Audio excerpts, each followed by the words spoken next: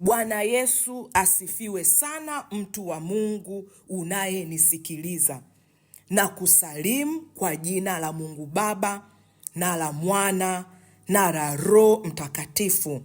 Na pia na kukaribisha tena kwenye maombi yetu ya siku ya leo. Siku ya leo, mtu wa Mungu, maisha yako yatafunguliwa. Usiku wa leo, mtu wa Mungu, maisha yako yatabarikiwa. Usiku wa leo, mtu wa Mungu, badiliko kuu litatokea kwenye nyumba zetu kwa jina la Yesu Kristo. Ndugu msikilizaji, bado tupo kwenye mwezi wa kurudishwa kwenye nafasi zetu za baraka. Na ndani ya mwezi huu, mtu wa Mungu, ni lazima turudishwe na tukae kwenye nafasi zetu za baraka kwa jina la Yesu Kristo. Bwana Yesu asifiwe sana. Ninaomba tuombe ili tuweze kuendelea mbele. Baba, katika jina la Yesu Kristo, Mungu ninakutukuza. Mungu ninasema asante kwa ajili ya uaminifu wako. Mungu ninasema asante kwa ajili ya usiku mwingine tena ambao umetupa wa kuwa na maombi tena usiku wa leo. Ninasema asante kwa ajili ya rehema zako. Ninasema asante kwa ajili ya huruma zako. Ninasema asante kwa ajili ya uwepo wako kwenye maisha yetu. Baba, ninafunika nyumba zote kwa damu ya Yesu Kristo.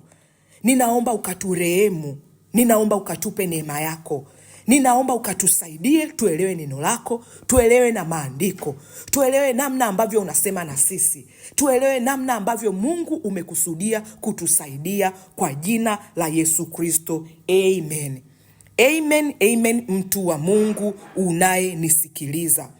Nimekwambia bado tupo kwenye mwezi wa kurudishwa kwenye nafasi zetu za baraka.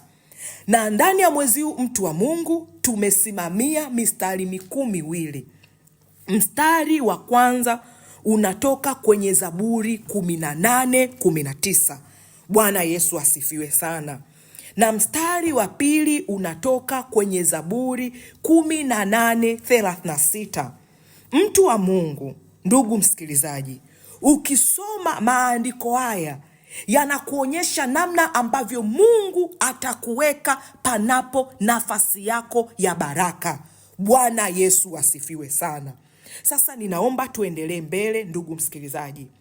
Usiku wa leo tunasimama na kichwa chetu cha somo kinachosema kemea kila falme na mamlaka, wakuu wa giza na majeshi ya mapepo wabaya wanaozuia usirudishwe kwenye nafasi yako ya baraka. Bwana Yesu asifiwe sana. Ninaomba kurudia kichwa chetu cha somo la usiku wa leo. Kinasema hivi: kemea kila falme na mamlaka, wakuu wa giza na majeshi ya mapepo wabaya wanaozuia usirudishwe kwenye nafasi yako ya baraka. Bwana Yesu asifiwe sana. Ndugu msikilizaji, usiku wa leo tutaenda kukemea sana.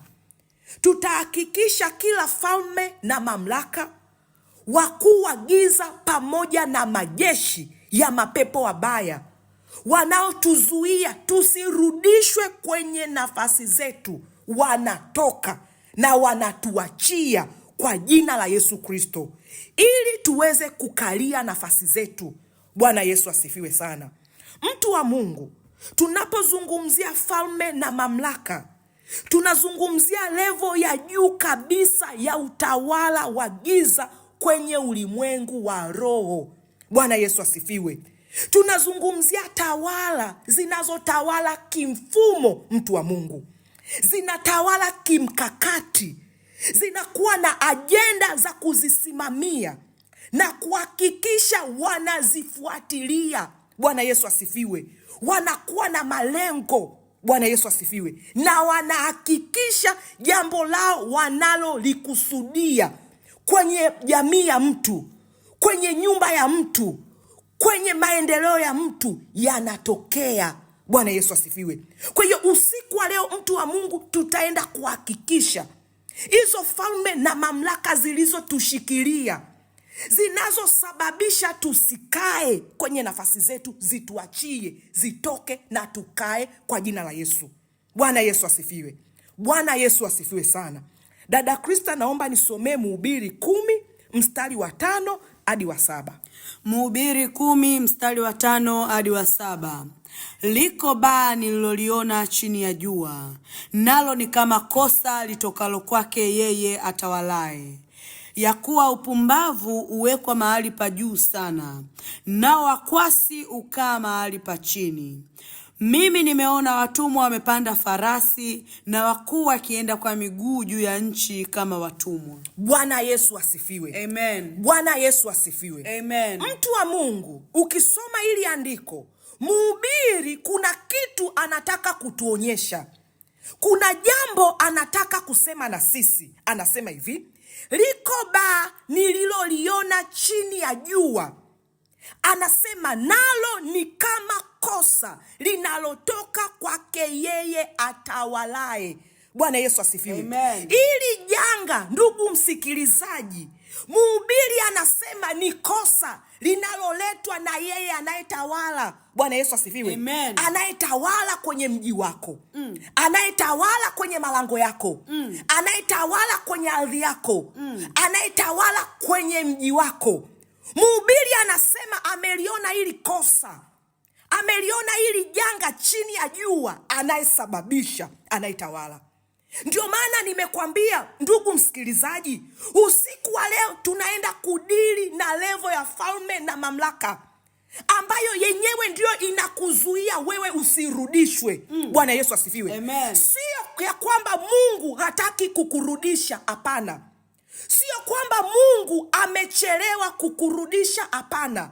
Ila anayetawala kuna jambo amelifanya. Anayetawala kuna jambo ameliweka. Kuna nafasi za watu amezitengeneza. Bwana Yesu asifiwe. Amen. Amehamisha nafasi yako ya baraka, akampa mtu mwingine, na wewe amekuweka kwenye nafasi ya utumwa. Bwana Yesu asifiwe. Amen. Ndio maana ukisoma Mhubiri 10:7 anasema, mimi nimeona watumwa wamepanda farasi. Bwana Yesu asifiwe. Amen. Na wakuu wakienda kwa miguu juu ya nchi kama watumwa. Kwa hiyo ndugu msikilizaji, unaona nafasi za watu zimebadilishwa. Nafasi za watu zimebadilishwa na anayetawala, anayeongoza kwenye kazi yako, anayesimamia nyumba yako, anayesimamia mtaa wako, ndio amesababisha hili jambo. Mtu wa Mungu, sio Mungu ni anayetawala. Sio Mungu ni falme na mamlaka. Ndio maana nimekwambia ni nguvu za giza, ni levo ya juu zinazotawala kwenye ulimwengu wa roho, na matokeo yake tunayaona kwenye ulimwengu wa mwili. Bwana Yesu asifiwe. Amen. Ngoja nikuonyeshe kitu, mtu wa Mungu, utanielewa. Dada Krista, naomba nisomee Mhubiri hiyo 10 mstari wa 5 mpaka wa 7, Biblia ya habari njema. Mhubiri 10 mstari wa 5 mpaka wa 7, Biblia ya habari njema.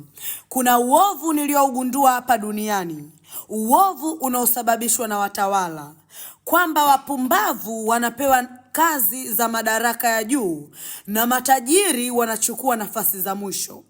Nimeona watumwa wanapanda farasi, na wakuu wanatembea kwa miguu kama watumwa. Bwana Yesu asifiwe. Amen. Ndugu msikilizaji, ukisoma hii Mhubiri habari njema, ametufafanulia vizuri zaidi. Anasema hivi, kuna uovu niliougundua hapa duniani.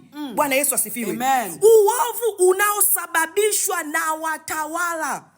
Kwa hiyo mhubiri kuna uovu ameuona. Kuna uovu ameugundua kwenye nyumba yako, mtu wa Mungu.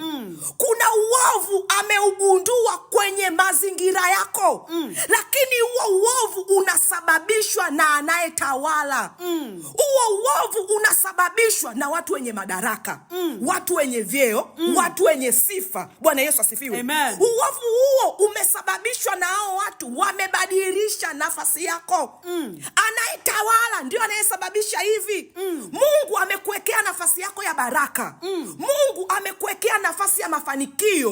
Mungu amekuwekea nafasi ya maendeleo. Lakini anayetawala kwenye mazingira yako, anayetawala kwenye mbingu yako, anayetawala kwenye anga yako, kuna jambo amelifanya kwenye ulimwengu wa roho, na matokeo tumeyaona kwenye ulimwengu wa mwili. Bwana Yesu asifiwe sana. Mhubiri anasema hivi kwamba wapumbavu wanapewa kazi za madaraka ya juu.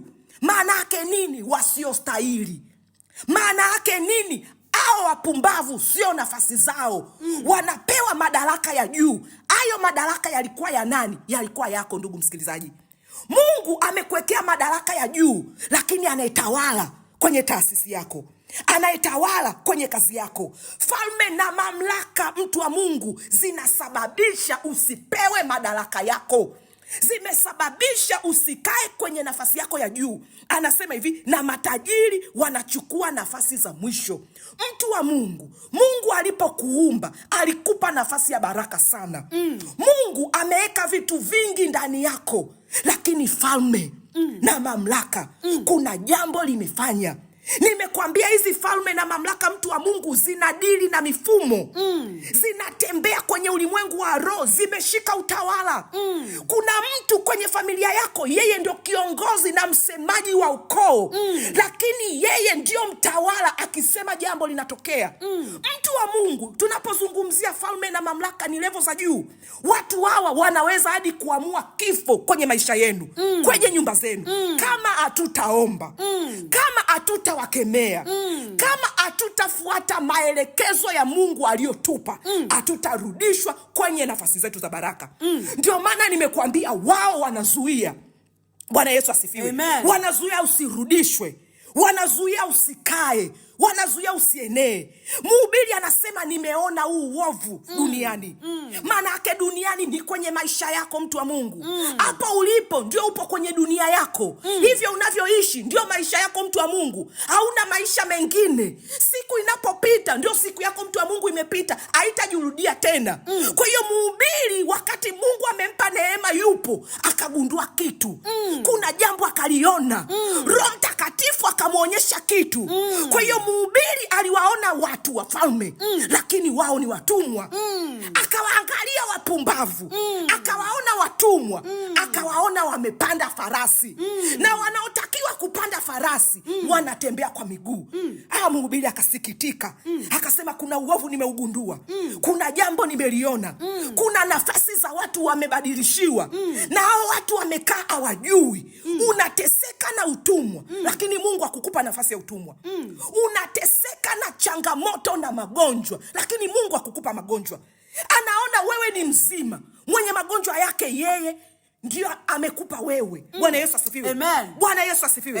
Kwa hiyo usiku wa leo, mtu wa Mungu, nafasi yako ambayo imebadilishwa, tutaenda kukemea anayetawala. Tutaenda kumnyang'anya nafasi zetu.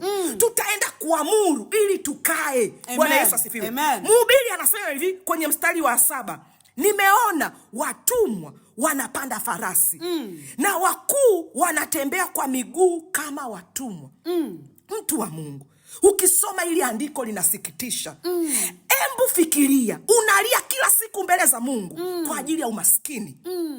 Unalia kila siku mbele za Mungu kwa ajili ya changamoto ulionayo. Unalia kila siku mbele za Mungu kwa ajili ya utumwa uliokufunga muda mrefu. Lakini Mungu akikuangalia kwenye ulimwengu wa roho, unatakiwa uwe umepanda farasi. Unatakiwa uwe ni tajiri. Unatakiwa uwe unapata hizo tenda. Hizo tenda ni zako. Lakini amepewa mpumbavu. Amepewa mtu asiwe na sifa. Bwana Yesu asifiwe. Hiyo nafasi ni yako, mtu wa Mungu. Huo uongozi ni wako, mtu wa Mungu. Umesoma, una vigezo, uliweka bidii, umeweka na nyota. Lakini ghafla unaona kura imemdondokea mwingine.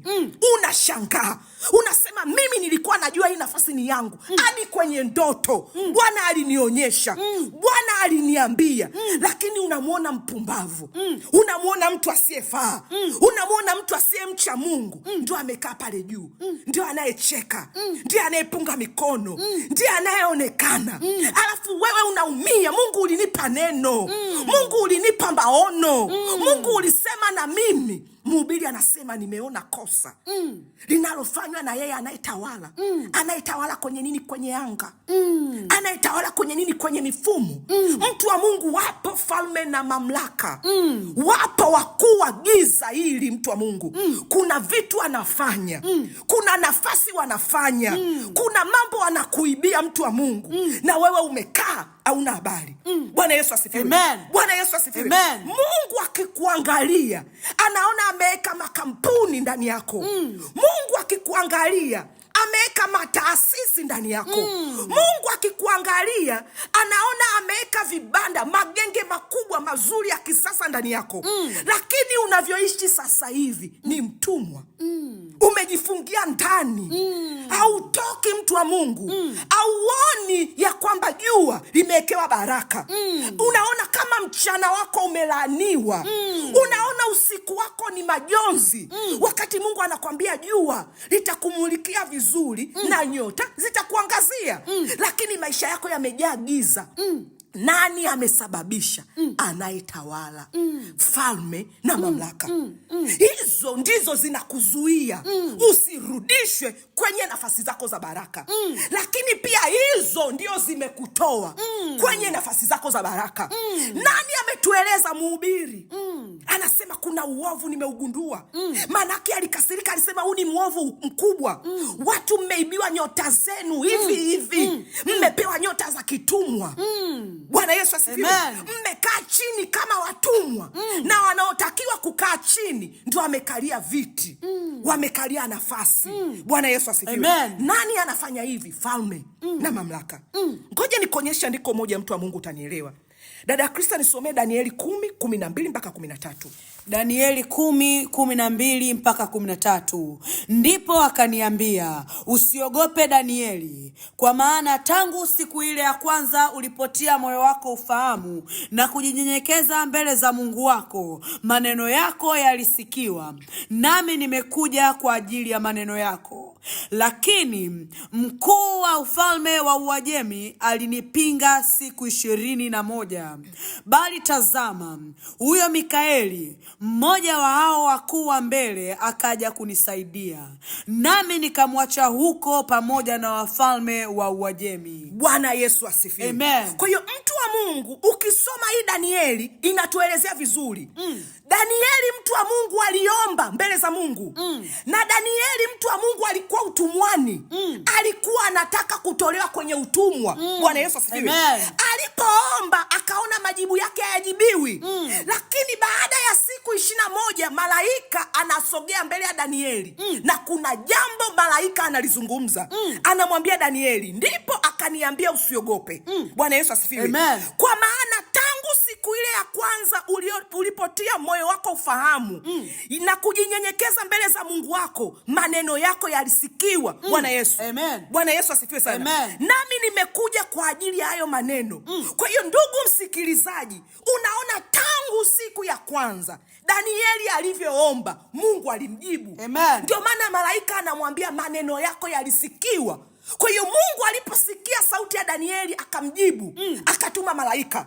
Lakini angalia kwenye mstari wa 13, dada Krista, nisomee kitu ambacho malaika anatuelezea. Mstari wa 13. Lakini mkuu wa ufalme wa Uajemi alinipinga siku 21. Bali tazama, huyo Mikaeli, mmoja wa hao wakuu wa mbele, akaja kunisaidia, nami nikamwacha huko pamoja na wafalme wa Uajemi. Bwana Yesu asifiwe. Malaika anamuelezea Danieli mkuu wa ufalme wa Uajemi. Ni nani huyu? Falme na mamlaka. Zilikuwa zinapambana na malaika Gabrieli asipeleke majibu kwa Danieli. Kwa nini wanapambana naye? Ili Danieli asitoke kwenye utumwa. Danieli awe mtumwa na watumwa wapande farasi. Bwana Yesu asifiwe. Amen. Kwa hiyo yule malaika anapambana, Danieli anazidi kuomba. Kwa hiyo Danieli alivyozidi kuomba, Mungu anamwangalia Danieli, anaona mbona nilimjibu.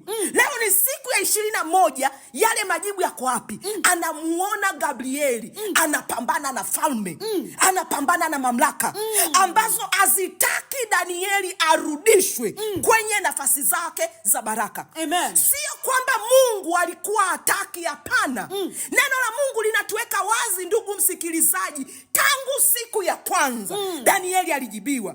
Lakini wakati anapelekewa majibu, njia ipi apitie, wapi atoke, akakutana na falme na mamlaka. Kina nani? Wanaotawala. Watu wamekushikilia, mtu wa Mungu, hawataki utoke. Kwa sababu ukitoka wewe, wao watatolewa kwenye nafasi. Wewe utakaa kwenye nafasi zako. Wewe utakaa kwenye nafasi yako. Amen. Mtu wa Mungu unayenisikiliza leo, angalia dunia, angalia jamii, angalia mji unavyoendelea. Watu wengi wasiosoma wamekaa kwenye nafasi. Watu wengi waliosoma wanahangaika, hawana nafasi tena, hawana kazi, wanahangaika na vyeo, hawaeleweki na hawajulikani. Lakini wanaojulikana ni watu wasio na sifa, ni wapumbavu, wasio na akili. Lakini ili kosa, mhubiri anakwambia nimeliona duniani. Anakwambia kuna uovu nimeuona. Unaletwa na nani? Anayetawala. Bwana Yesu asifiwe. Neno la Mungu linasema Danieli alikaa utumwani. Na Danieli hakuwa utumwani peke yake, alikuwa yeye na mji wake. Alikuwa yeye na nyumba yake. Alikuwa yeye na familia yake. Danieli yeye ni maskini. Danieli ana kitu. Danieli ombaomba. Danieli anateseka. Akaika moyo wake ufahamu, akaanza kulia, Mungu okoa familia yangu. Mungu niokoe. Mungu nisaidie. Toa watu wa nyumba yangu. Danieli alipoomba, Mungu anamwangalia Danieli. Anaona Danieli unayependwa sana. Mbona mimi nimeweka ufalme ndani yako? Mbona mimi nimeweka ukubwa ndani yako? Mbona mimi nimekupa vitu vingi ndani yako? Vikoje? Anayetawala amemweka Danieli chini. Anayetawala amemweka Danieli kuwa mtumwa. Mungu anamtuma malaika, anamwambia nenda. Malaika anakutana na vita. Bwana Yesu asifiwe. Neno la Mungu linasema Danieli alipoendelea kuomba, maombi yake yakafanya Mikaeli. Bwana Yesu asifiwe. Aje amsaidie Gabrieli. Mtu wa Mungu, tutaomba leo ili yule malaika Gabrieli aliyotumwa kwako, Mikaeli atumwe aje amsaidie. Malaika Gabrieli anamuelezea Danieli na kwamba Mikaeli alipokuja, falme na mamlaka zilikuwa bado zinapambana nao. Kwa hiyo Gabrieli alifanikiwa kuondoka akiacha vita. Bwana Yesu asifiwe. Bwana Yesu asifiwe. Gabrieli anamwambia Danieli, nimekuletea ujumbe, lakini narudi kwenye falme na mamlaka. Tumezuiliwa hapa kwenye anga. Tumezuiliwa na wanaotawala. Mtu wa Mungu amekushikilia kwenye familia yako usitoke, uwe maskini. Wamekushikilia usitoke, uwe ombaomba. Wamekushikilia kwenye mahali unapokaa, mtu wa Mungu, kwa sababu wanajua ukitoka wenyewe wamepata hasara. Wamekuweka kama chuma ulete. Watu upo hai, lakini kama msukule. Unawafanyia watu kazi nyingi, wanakula wao sana, wewe unakula kidogo. Bwana Yesu asifiwe. Na kwa sababu ya utumwa umekaa muda mrefu, akili yako imeharibiwa. Akili yako imeonyesha ni ya kitumwa. Au fikiri sawa sawa. Sio tu kwamba ufikiri. Mungu akikwambia amekujibu, auoni, auamini. Mungu akikwambia anza, au kubali kuanza, kwa nini unasema sitaweza? Sina pa kwenda. Mimi ni wa hivi hivi. Mimi ni wa hapa hapa. Kwa nini? Anayetawala. Falme na mamlaka zinafanya kazi, mtu wa Mungu. Ndio maana nimekuambia leo tutakemea. Tutaomba, tutakemea. Tutaruhusu moto wa Mungu upite. Tutaruhusu moto wa Mungu uje. Ngoja twende mbele, mtu wa Mungu, ili tukaombe. Dada Krista, naomba nisomee Luka 8 mstari wa 26 hadi wa 31. Luka 8 mstari wa 26 hadi wa 31. Wakafika pwani ya nchi ya Wagerasi inayoelekea Galilaya. Naye aliposhuka pwani, alikutana na mtu mmoja wa mji ule mwenye pepo. Hakuvaa nguo siku nyingi, wala hakukaa nyumbani ila makaburini. Alipomwona Yesu, alipiga kelele, akaanguka mbele yake, akasema kwa sauti kuu, nina nini nawe, Yesu mwana wa Mungu aliye juu? Nakusihi usinitese. Kwa kuwa amemwamuru yule pepo mchafu amtoke mtu yule, maana amepagawa naye mara nyingi. Hata alilindwa kifungoni na kufungwa minyololo na pingu. Akavikata vile vifungo, akakimbizwa jangwani kwa nguvu za yule pepo. Yesu akamuuliza, jina lako nani? Akasema, jina langu ni Jeshi, kwa sababu pepo wengi wamemwingia. Wakamsihi asiwaamuru watoke kwenda shimoni. Bwana Yesu asifiwe Amen. sana. Bwana Yesu asifiwe sana. Amen. Mtu wa Mungu, ukisoma hii habari, mtu wa Mungu, utaelewa. Nimekwambia falme na mamlaka, wakuu wa giza pamoja na majeshi ya pepo wabaya wana switch nafasi za watu. Bwana Yesu asifiwe. Amen. Bwana Yesu asifiwe. Amen. Wanabadilisha watumwa wanakuwa wafalme, wafalme wanakuwa watumwa. Neno la Mungu linatuelezea, anakuambia hivi, wakafika pwani ya nchi ya Wagerasi inayoelekea Galilaya. Naye aliposhuka pwani, huyu alikuwa Yesu, akakutana na mtu mmoja wa mji ule mwenye pepo. Akuvaa nguo siku nyingi, wala akukaa nyumbani ila makaburini. Bwana Yesu asifiwe. Unamuona huyu mtu wa Mungu alikuwa vizuri, lakini mapepo ya majeshi wabaya yalimuingia. Bwana Yesu asifiwe. Nina uhakika gani? Ukisoma mstari wa 30, Yesu akamuuliza, jina lako nani? Akasema, jina langu ni Jeshi, kwa sababu pepo wengi walimuingia. Nimekwambia leo tunakemea majeshi ya mapepo wabaya. Yako mapepo kama jeshi. Bwana Yesu asifiwe. Ni wengi, mtu wa Mungu. Wanakuja, wanakuvaa wewe, wanaingia kwenye mji wako, wanakutoa kwenye nafasi yako ya baraka, wanakuhamisha, mtu wa Mungu. Unamuona huyo mtu, walimtoa nyumbani, wakamweka makaburini, alafu wakamvua nguo, manake wakamweka awe uchi. Bwana Yesu asifiwe. Hawakumsitiri, wakamwacha aibike, mtu wa Mungu. Wapo watu wa Mungu leo wanaishi, lakini maisha yao ni kama wenye majeshi ya mapepo wabaya. Hawakai kwenye majumba yao, hawakai kwenye kazi zao, wanashinda makaburini, wanashinda sehemu za aibu, ndio makaburini, wanashinda mahali pasipoeleweka, wanafanya vitendo vya ajabu vya aibu. Bwana Yesu asifiwe.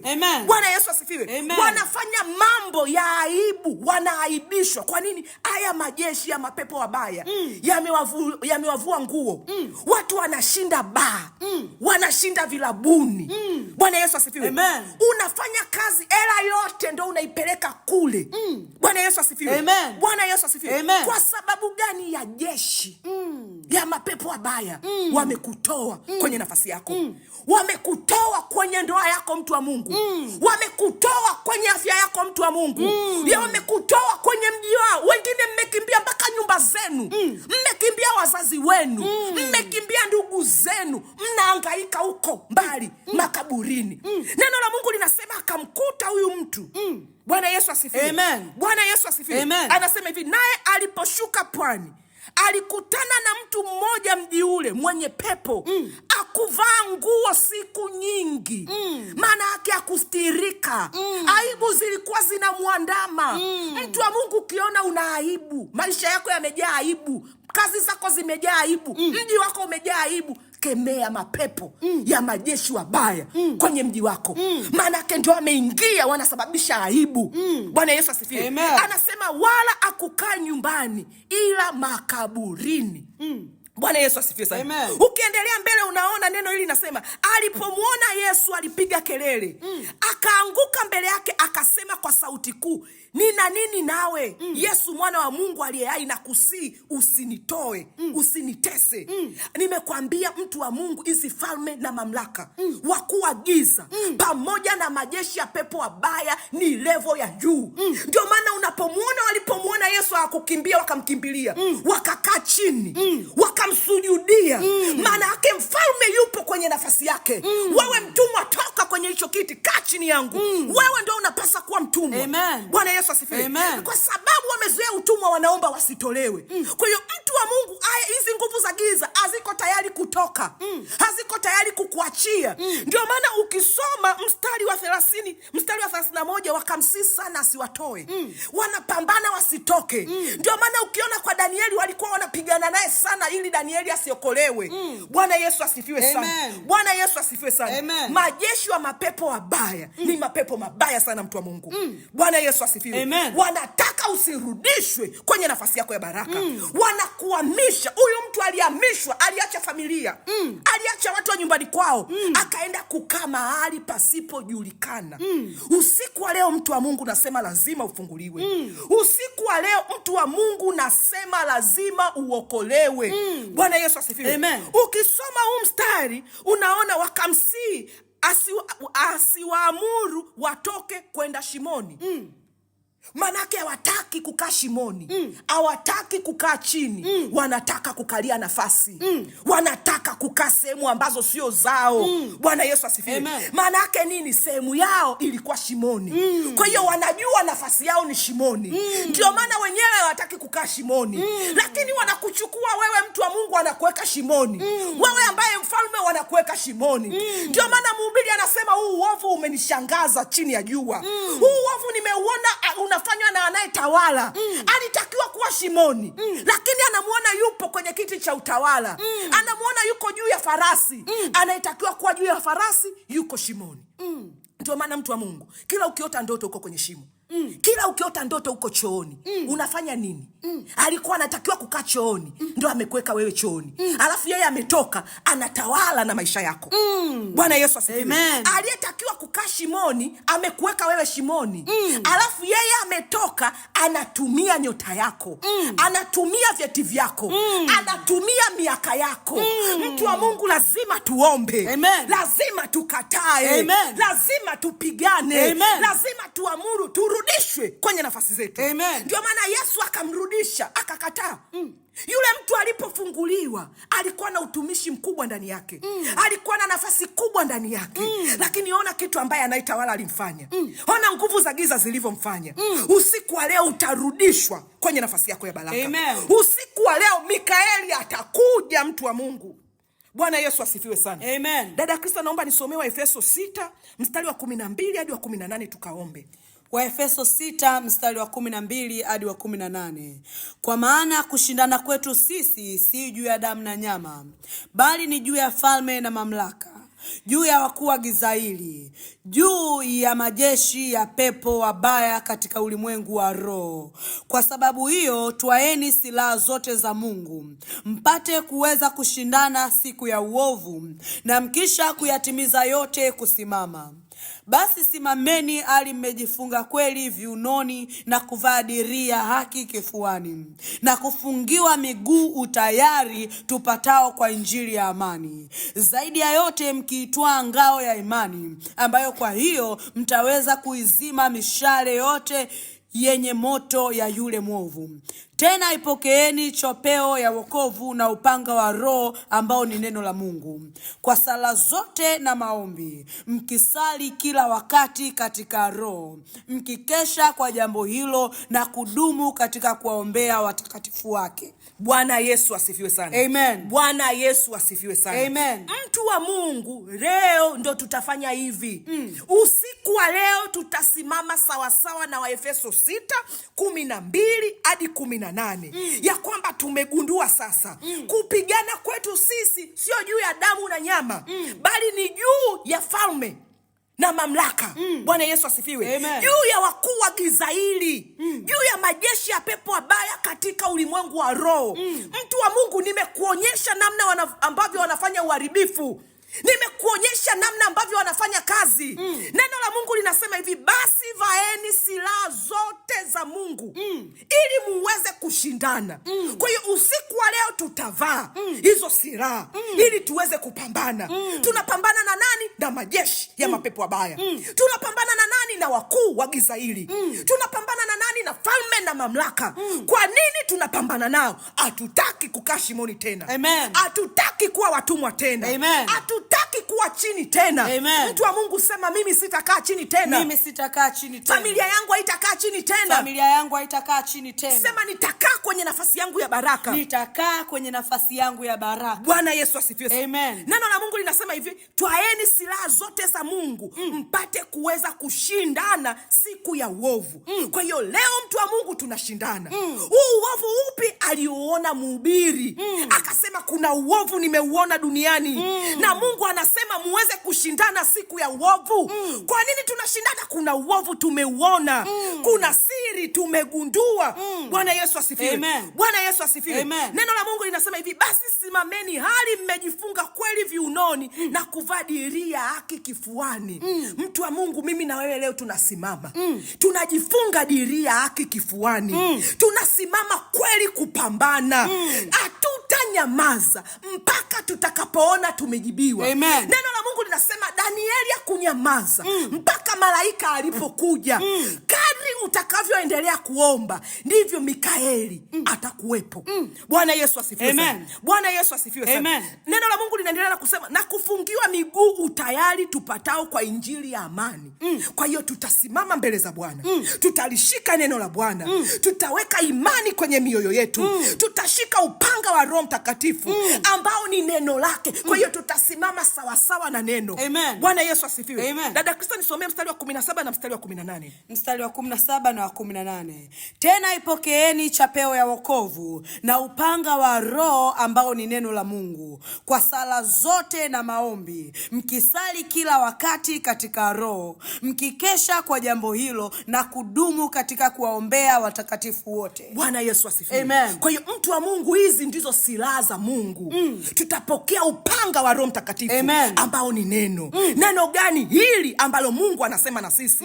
Kwa hiyo mtu wa Mungu, amini neno nililokuambia. Ili urudishwe kwenye nafasi yako ya baraka, lazima upambane. Mtu wa Mungu, lazima usimame kweli. Mtu wa Mungu, Amen. lazima uwe na imani kweli. Mtu wa Mungu, Amen. lazima uwe na wokovu ndani yako. Amen. Bwana Yesu asifiwe. Amen. Anasema kwa sala zote na maombi mkisali kila wakati. Tutaomba mtu wa Mungu. Amen. Tutarudia tena haya maombi mtu wa Mungu. Amen. Tutarudia na tena mtu wa Mungu. Amen. Mpaka utakapoandika shuhuda ya kwamba nimekati kwenye nafasi yangu ya baraka. Amen. Nimepata ile nafasi yangu ya uongozi. Amen. Mpaka mtu wa Mungu utakapoandika ushuhuda, nilijiona nipo kwenye mbuga, nilijiona niko msituni, lakini nimetoka msituni. Amen. Sasa nimekalia kiti changu physically. Amen. Kwenye uhalisia. Bwana Yesu asifiwe. Amen. Hatupambani kwenye damu na nyama. Tunapambana kwenye ulimwengu wa roho. Tunashinda kwenye ulimwengu wa roho. Amen. Matokeo tunakaa nayo kwenye ulimwengu wa mwili. Amen. Bwana Yesu asifiwe. Amen. Nyanyua mikono yako mtu wa Mungu. Mshukuru Mungu usiku wa leo. Amen. Mshukuru Mungu usiku wa Bwana leo. Yesu, tunakushukuru. Randa kabade. Asante kwa neema yako. Zeko ramanda Asante kabade. kwa fadhili Shukuru. zako. Riko Asante manda kwa neno kabade. hili Bwana. Zoko Maana ramanda kabade. umekusudia Zaramanda kabade. kutusaidia. Shukuru. Tunakushukuru Zaraba Mungu shaka ramanda Mwokozi. kabade. Maana umekusudia Riko manda kutufungua. kabade. Tunakushukuru Zoro kwa ajili ya maarifa yako. shakatara. Tunakushukuru kwa ajili ya Riko manda ufahamu kabade. huu. Tunakushukuru kwa ajili ya malaika Zoro komanda. zako. Shukuru kwa Mungu. Tunakushukuru Riko kwa ajili ya manda Roho yako kabade. Zoro Mtakatifu. manda kabade. Tunakushukuru kwa ajili ya neno hili Bwana. Zaramanda. Tunakushukuru Zoro kwa ajili komanda ya kabashaka. upanga wa Roho Zaramanda Mtakatifu kabade. ambao ni neno Zoro lako. manda. Shukuru. Tunasema Shukuru mtu wa asante Mungu. Bwana Yesu. Riko manda Tunakushukuru basakata. Bwana Yesu. Maana utarudishwa Tunakutambua kwenye Bwana nafasi Yesu. yako. Tunajua, Riko manda kabade. Bwana, Zoro silaha zote komanda umetupa, kabashara manda Bwana. kabade. Nawe umesema Zoro mashaka silaha. ramanda kabade. Umesema vita vyetu si juu ya damu na Riko manda nyama, baba bali baba. ni juu ya falme Zoro na komanda mamlaka, kabade. bali ni juu ya Zoro wakuu wa komanda giza kabade. hili, Shukuru. bali ni juu ya Zero majeshi ya kotara manda mapepo kabade. mabaya. Nasi Riko tunakushukuru manda maana kabade. umetufungua Zoko macho baba baba kuona, baba. maana Zero umetupa komanda ufahamu kabade. kufahamu. Reko manda Tunakushukuru Mwokozi. Sante kwa maarifa Riko haya. manda kabade. Sante kwa maarifa Zeko haya. ramanda kabade. Sante kwa maarifa Kwa jina la haya. Yesu. Sema Bwana Yesu. Bwana Yesu. Neno lako linasema. Neno lako linasema. Kwenye Wakolosai. Kwenye Wakolosai. 1:13. 1:13. Naye alituokoa katika nguvu za giza. Katika nguvu za giza. Akatuhamisha na kutuingiza katika ufalme wa mwana wa pendo lake. Wa mwana wa pendo lake. Usiku wa leo usiku wa leo ninahamishwa, usiku wa leo ninahamishwa, usiku wa leo ninaokolewa kutoka kwenye nguvu za giza, ninaokolewa kutoka kwenye vifungo vya nguvu za giza kwa jina la Yesu, kwa jina la Yesu, kwa jina la Yesu, kwa jina la Yesu. Usiku wa leo nafasi yangu inahamishwa kutoka kwa yule aliyenipokonya, kutoka kwa yule anayetawala kwa jina la Yesu, kwa jina la Yesu, kwa jina la Yesu, kwa jina la Yesu, kwa jina la Yesu, kwa jina la Yesu, kwa jina la Yesu, kwa jina la Yesu. Usiku wa leo ninahamishwa kwenye ulimwengu wa roho, ninahamishwa kwenye ulimwengu wa mwili kwa jina la Yesu, kwa jina la Yesu. Sema Bwana Yesu, ninakemea kila falme na mamlaka kwa jina la Yesu, ninakemea kila falme na mamlaka zilizonishikilia ili nisirudishwe kwenye nafasi yangu ya baraka kwa jina la Yesu. Ninakemea kila falme na mamlaka ziniachie sasa hivi kwa jina la Yesu, kwa jina la Yesu, kwa damu ya Yesu. Ninakemea kila falme, kila mamlaka, kila falme, kila mamlaka kwa jina la Yesu. Niachie achia maisha yangu, achia maisha yangu kwa jina la Yesu, kwa jina la Yesu, kwa jina la Yesu, kwa jina la Yesu, kwa jina la Yesu, kwa jina la Yesu. Kila falme, kila mamlaka toka kwenye maisha yangu, toka kwenye maisha yangu, achia maisha yangu. Kemea mtu wa Mungu, ninakemea kila falme na mamlaka kwa jina la Yesu, kwa jina la Yesu, kwa jina la Yesu, kwa jina la Yesu, kwa jina la Yesu. Toka kila falme, kila mamlaka, achia maisha yangu, achia maisha yangu, achia maisha yangu, toka uliosababisha nikaondolewe kwenye nafasi yangu, kila mamlaka, kila watawala, toka achia maisha yangu kwa jina la Yesu. Ninakukemea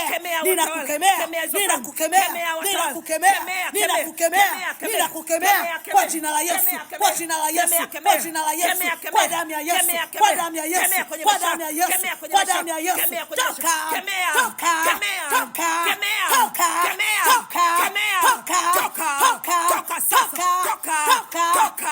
Achia maisha yangu, achia maisha yangu kwa jina la Yesu, kwa jina la Yesu, kwa jina la Yesu, kwa jina la Yesu, kwa jina la Yesu, kwa jina la Yesu, kwa jina la Yesu. Achia nafasi yangu, achia nafasi yangu, toka kwa jina la Yesu, kwa jina la Yesu, kwa jina la Yesu, kwa jina la Yesu, kwa damu ya Yesu, kwa damu ya Yesu, kwa damu ya Yesu, kwa damu ya Yesu. Toka na kukemea kwa jina la Yesu, kwa jina la Yesu, kwa damu ya Yesu. Sema nahamishwa kwenye nafasi zao, za utumwa, za mateso, za shimoni kwa jina la Yesu, kwa jina la Yesu. Ninahama kwenye nafasi walizoniweka, ninahama kwenye vyumba vyao walivyonifungia kwa jina la Yesu, kwa jina la Yesu, kwa jina la Yesu. Ninahama, ninatoka kwenye mashimo, ninatoka kwenye mashimo, ninatoka kwenye vyumba walivyoniweka, ninatoka kwa jina la Yesu, kwa jina la Yesu. Chini ya miti walikonifunga, ninatoka kwenye chupa, ninatoka kwa jina la Yesu, kwa jina la Yesu, kwa jina la Yesu, kwa damu ya Yesu, kwa damu ya Yesu, kwa damu ya Yesu, kwa jina la Yesu, kwa jina la Yesu, kwa jina la Yesu. Ninatoka, ninahamishwa kwenye nafasi ya utumwa, ninatolewa kwa jina la Yesu, kwa jina la Yesu, kwa jina la Yesu, kwa damu ya Yesu, kwa damu ya Yesu, kwa damu ya Yesu.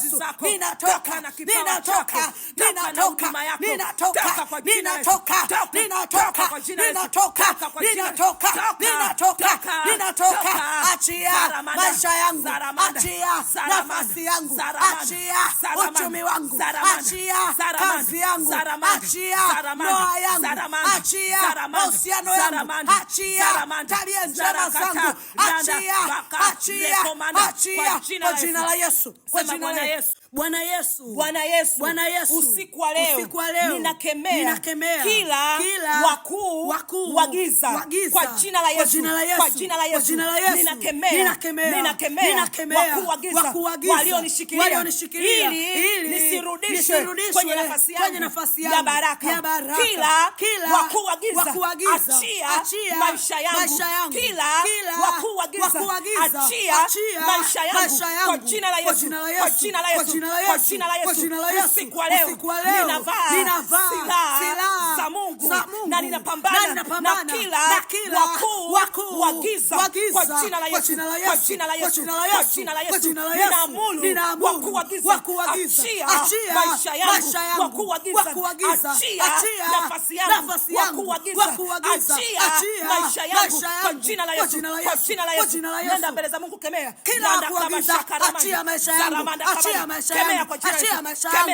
Ninavaa silaha zote za kimungu, ninasimama katika haki, ninasimama katika haki, ninavaa utayari, ninakemea kwa jina la Yesu, kwa jina la Yesu, kwa jina la Yesu, kwa jina la Yesu. Achia maisha yangu, achia maisha yangu, achia nafasi yangu, achia kwa jina la Yesu, kwa jina la Yesu, kwa jina la Yesu, kwa jina la Yesu, kwa damu ya Yesu, kwa damu ya Yesu, kwa damu ya Yesu, kwa damu ya Yesu, kwa damu ya Yesu. Ninakemea kwa damu ya Yesu, kwa damu ya Yesu. Ninatoka gizani, ninatoka gizani, ninatoka gizani, ninatoka gizani, ninatoka gizani kwa jina la Yesu, kwa jina la Yesu, kwa jina la Yesu, kwa damu ya Yesu, kwa damu ya Yesu, kwa damu ya Yesu, kwa damu ya Yesu, kwa damu ya Yesu, kwa damu ya Yesu, kwa damu ya Yesu. Ninatoka kwa damu ya Yesu, kwa damu ya Yesu, kwa damu ya Yesu, kwa damu ya Yesu, kwa damu ya Yesu, kwa damu ya Yesu, kwa damu ya Yesu, kwa damu ya Yesu.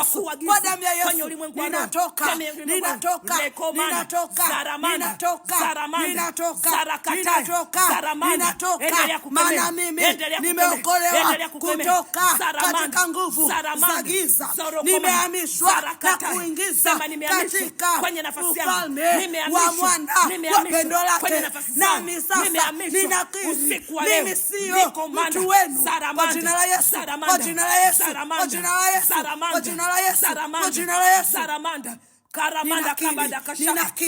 Ninakiri sawa na Wakolosai 1:13, naye alituokoa katika nguvu za giza. Nami ninaamini ya kwamba Yesu aliniokoa kutoka katika nguvu zote za giza, nami nimehamishwa katika ufalme wa mwana wa pendo lake. Mimi kila giza linaniachia,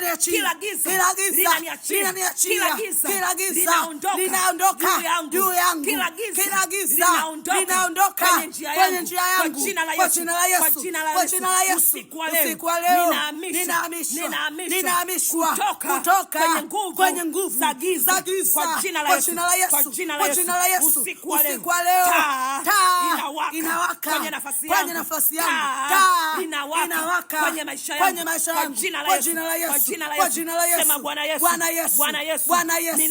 Ninakemea majeshi ya mapepo wabaya kwenye ulimwengu wa roho kwa jina la Yesu.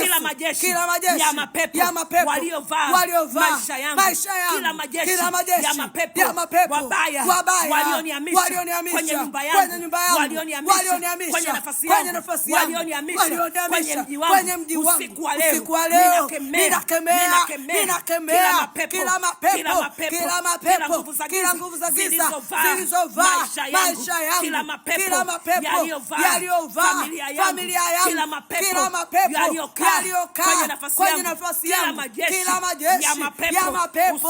Usiku wa leo mnatoka kwa jina la Yesu. Fukuze mtu wa Mungu, ninafukuza kila majeshi ya mapepo wabaya, toka walionitia aibu, kwa jina la Yesu, achia maisha yangu kwa kwa jina la Yesu, kemea mtu wa kwa Mungu, jina la Yesu, kemea usiache, toka, kemea toka, usiache, kemea toka usiache, kemea. kwenye mji wangu, Randa kabade, toka Sara kwenye manda maisha yangu, kabade, toka kwenye uchumi Liko wangu, manda kabade. toka Endelea kwenye kuomba. nyumba yangu, Wanaondoka, toka kwenye biashara yangu, wanakuachia, toka, wanakimbia, toka, wanakuachia. toka kwa jina la Rekomanda, Yesu, kemea kwa mtu wa jina la Mungu, Yesu, kemea mtu kwa wa jina Mungu, la Yesu, kemea mtu wa Mungu, ninawakemea kemea mtu kwa wa jina Mungu, la Yesu, kemea mtu wa Mungu, toka kemea kwenye mtu wa mwili Mungu. Mahali wangu, unapojua toka, hiyo nafasi toka yako, kwa kemea. jina la Yesu, Iachie, kwa jina la Yesu, iachie. kwa jina la Kubali Yesu, kwa kuondoka, jina la Yesu, kubali kuachia. toka Randa kila majeshi, kabababa, kila majeshi Sara manda ya kabade, mapepo Sara wabaya, kata, Sara manda achia kabade. maisha Omba mtu wa yangu, Mungu, omba achia mtu wa Mungu, maisha yangu, omba mtu wa Mungu. toka kwa Minyororo jina la inakatika, Yesu, pingu toka zinakuachia. kwa damu ya Yesu, Unatoka kila kwenye pingu, shimo, kila unatoka minyororo, kwenye toka, shimo, achia unatoka maisha uko yangu, gerezani. achia maisha yangu, Saramanda achia maisha yangu, Saramanda, achia maisha yangu, Saramanda, achia kesho yangu, Saramanda, achia leo yangu, kwa Saramanda, damu ya Yesu, kwa Saramanda, damu ya Yesu, kwa Saramanda. jina la Yesu. Sema Bwana Yesu, Bwana Yesu, kila kaburi, kila kaburi linaniachia, linaniachia usiku wa leo, usiku wa leo, kila kaburi, kila kaburi waliponipeleka, majeshi ya mapepo wabaya, kila kaburi, kila kaburi waliponizika, kila kaburi, waliponilaza, waliponilaza, kila vilabu, kila vilabu, walivyonipeleka, walivyonipeleka, kila kila baa, walizonipeleka, kila kumbi za starehe, walizonihamishia, kila shimo, walioniingiza, kila choo, walichoniweka, kila mahali, waliponiweka, kwa jina la Yesu, kwa jina la Yesu, kwa jina la Yesu, usiku wa leo, ninaondoka, usiku wa leo, ninahamishwa, kwa jina la Yesu, kwa jina la Yesu, kwa jina la Yesu, kwa jina la Yesu, kwa jina la Yesu, ninatoka, ninatoka, ninatoka kwenye makaburi, ninatoka, ninatoka kwa jina la Yesu, kwa jina la Yesu, kwa jina la Yesu, ninatoka, ninatoka, ninatoka kwa jina la Yesu, kwa jina la Yesu, kwenye makaburi, ninatoka kwenye mashimo, ninatoka kwenye vilabu, ninatoka kwenye nyumba za starehe, ninatoka misituni, ninatoka vijijini, ninatoka kwa jina la Yesu, kwa jina la Yesu, kwa jina la Yesu, kwa jina la Yesu, kwa jina la Yesu, kwa jina la Yesu, kwa jina la Yesu. Randa kabade, jiambie natoka, natoka, waliponiweka, natoka kwenye utumwa, walioniweka, natoka kwenye mashimo, walioniweka, natoka kwenye uharibifu, walioniweka, natoka kwenye giza, walioniweka, kwa jina la Yesu, kwa jina la Yesu, usiku wa leo, ninahamishwa, kwa jina la Yesu. Neno la Mungu linasema Yesu akafika kwenye ule mji, akamuona yule mtu amepagawa na majeshi ya mapepo wabaya, akamhamisha. Usiku ule, usiku wa leo, ninahamishwa kwa jina la Yesu, kwa jina la Yesu, ninahamishwa, ninatoka na familia yangu, ninatoka na watu wangu, kwa jina la Yesu, kwa jina la Yesu, kwa jina la Yesu, ninatoka kwa damu ya Yesu, ninatoka, ninaenda kwenye nafasi yangu, ninatoka kwenye utumwa, ninatoka kwenye umasikini, ninatoka kwenye ukichaa, ninatoka kwenye utumwa, ninatoka kwenye ujinga, ninatoka kwenye giza, ninatoka kwa jina la Yesu, kwa damu ya Yesu, ninatoka, ninatoka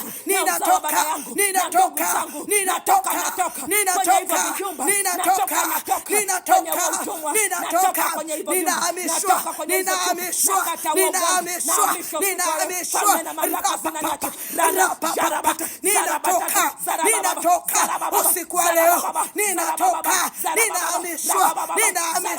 ninatoka kwenye utumwa, kwenye vifungo, ninatoka kwenye nyumba zao, ninatoka na usema wangu na uchumi wangu, ninatoka. Sema Bwana Yesu, usiku wa leo, ninaamuru malaika Mikaeli apigane na mkuu wa Uajemi, apigane na falme na mamlaka zilizonishikilia, ambazo hazitaki kuniachia, kwa jina la Yesu.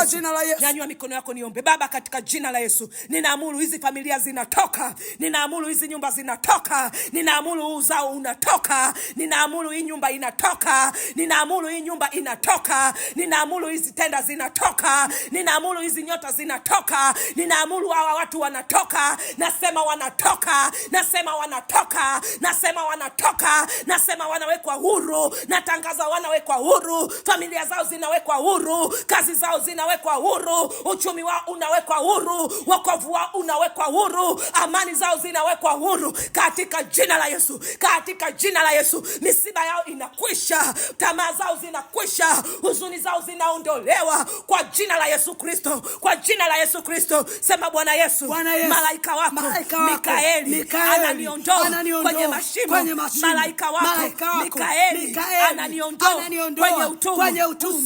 Usiku wa leo ninapanda farasi. Usiku wa leo ninakaa juu ya farasi. Ninakaa kwenye kiti changu cha ufalme kwa jina la Yesu. Mtu wa Mungu, nyanyua sadaka yako.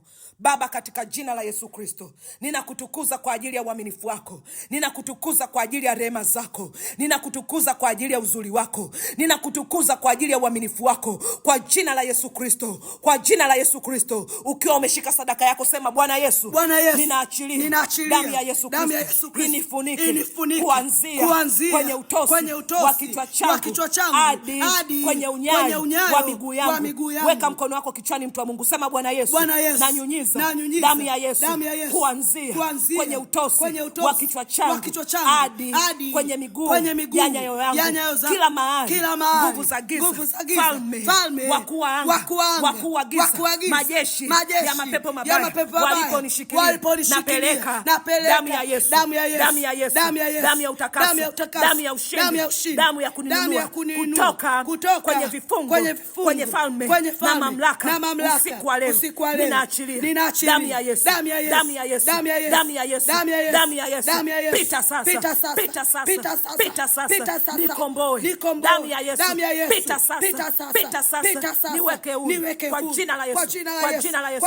Haya, kwa sekunde moja achilia hiyo damu ya Yesu. Ninaachilia damu ya Yesu ikapite kuanzia kwenye utosi wangu, niweke huru, nifunike, najifunika kwa damu ya Yesu. Ninaachilia damu ya Yesu kwenye nyumba yangu, kwenye nyumba yangu, kwa familia yangu. Ninanyunyiza damu ya Yesu. Ninaachilia damu ya Yesu ipite sasa. Ninajificha ndani ya damu ya Yesu. Ninatoka kwenye utumwa. Baba, nakushukuru. Asante kwa ajili ya watoto wako. Asante kwa sababu umetuweka huru. Asante kwa sababu falme na mamlaka zimetuachia. Asante kwa sababu wakuu wa giza wametuachia. Asante kwa sababu majeshi ya mapepo mabaya wametuachia. Kwa jina la Yesu Kristo, Baba, ninaomba pokea sadaka zetu tunazoziachia kwenye madhabahu yako kwa jina la Yesu Kristo. Amen. Mtu wa Mungu, utatuma sadaka yako kwenye namba 0716052202. Ninarudia tena, utatuma sadaka yako kwenye namba 0716052202 kwa damu ya Yesu Kristo. Amen. Lakini wewe ambaye haujaokoka, basi tamka maneno haya ili uweze kuokoka. Sema Bwana Yesu, usiku wa leo futa jina langu kwenye kitabu cha hukumu. Andika jina langu kwenye kitabu cha uzima. Usiku wa leo nihamishe kutoka kwenye falme na nguvu za giza. Kwa jina la Yesu ninaingia kwenye ufalme wako. Wewe Yesu Kristo unitawale peke yako kwa damu ya Yesu. Amen. Kwa kusema hivyo, mtu wa Mungu, basi utakuwa umeokoka na utatutumia jina lako kwenye namba 0655108869. Narudia tena 0655108869. Lakini pia kama una changamoto zozote, mtatupigia simu kwenye hizi namba 0716052202 au 0655108869, na Mungu atakubariki sana kwa jina la Yesu Kristo. Amen.